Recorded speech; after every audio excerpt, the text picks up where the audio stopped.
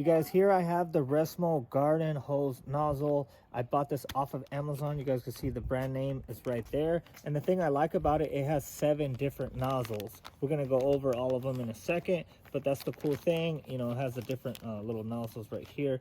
So we're gonna open this up. We're gonna check it out, and then I'm gonna tell you guys what I think about it. It does come with these 2 little washers right here. And it also comes with the instructions right here as well.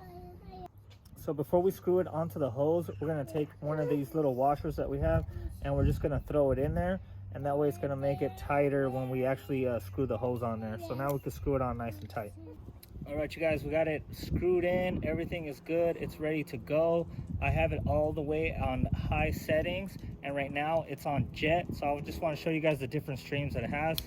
So that's jet. You could probably squirt the fastest with jet. Let's go to shower. Okay, nice little shower. We have mist.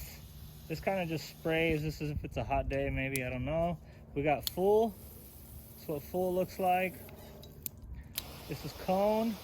Kind of almost like the mist, but a little bit different. We have center. I like this one actually. This one I might use it to water the grass.